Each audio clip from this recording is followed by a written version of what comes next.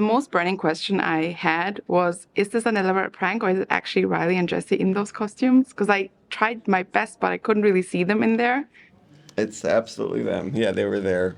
There was no doubles, no stunt doubles. It was yeah, they were there every moment. Could you maybe talk a little bit about this process of when you decided to get A-list actors involved, but then also decide to hide them away from the audience in a sense? That was the plan from the start, I Yeah. think. Yeah, Yeah, we wanted like these characters to feel real and have an emotional weight to them, and want in order to do that, we wanted to like work with strong actors that could bring that to the role, and when we approached Riley and Jesse about it, it's the kind of project that you either get right away or it might not be for you, but they both were as passionate for this opportunity as we were, and I think that was part of the reason they wanted to do it, was to do something that they would normally not be able to do, and to like try to act through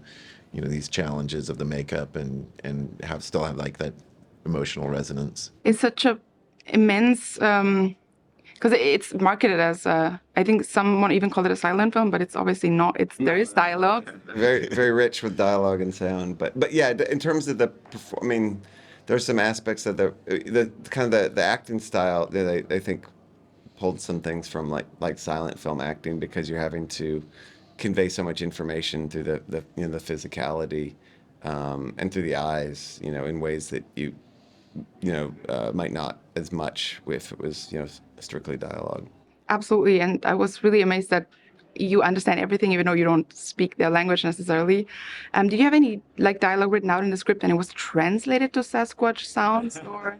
No, it was there's no it didn't say like grunt in the script or anything like that, but it's just very it was very specific in terms of what the dramatic beats and what was going on with them, almost more like prose, I guess. But it was, I think, for a film like this, where there's not like an easy comp to compare it to, it was necessary to have it as specific and detailed as possible for the cast, obviously, but then also the crew and the financiers and everyone to be on board with the very specific tone we were going for.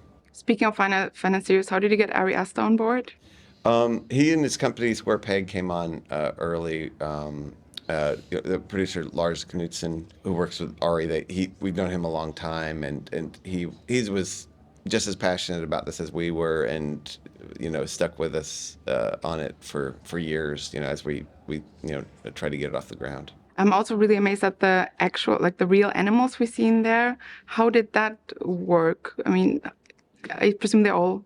Yeah. they're There's all no. real. We didn't Yeah. want to use any CG, VFX animals. It was important. Well, I think as many, because the main characters are in these, these costumes. It was essential for us to have as many other elements of the film have a naturalistic, quality to them, to help legitimize the characters all the more.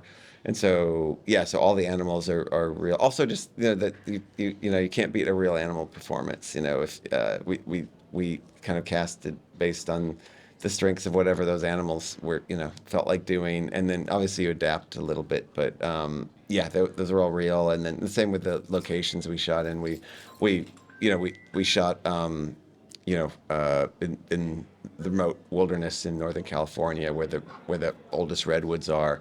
To further add to that kind of Bigfoot world. And did you have specific animal trainers to direct, for instance, the cougar, because it actually has a really significant performance? Many animal trainers. Yeah, the only animal, there's some elk in the movie that we just filmed because there's lots of elk that live around there, but every other animal had there's a lot of animal handlers involved. And the costume, or prosthetics, what did that specifically entail, and how do you work on that with the costume department or the makeup designer? We got involved with him, his name's Steve Newburn, pretty early on, and talked a lot about like what we wanted the look of the Sasquatch to be from head to toe, and the ability to like design the makeup so that the actors could express themselves as much as possible. Like very conscious of like keeping the eyes human, and having that sort of connection with the actors through their eyes. And it was like a 2 hour process to put all the makeup and the suits on and put all the fur on. But once you're in the costume, you kind of disappear into those creatures pretty easily.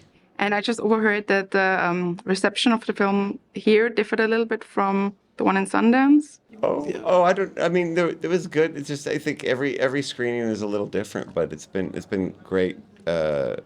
Seeing just where people connect to both the humor and the pathos. We felt good about the humor in putting it together, but whereas it was of equal importance that the more melancholic moments that people connect with the characters, and it's great seeing that happen.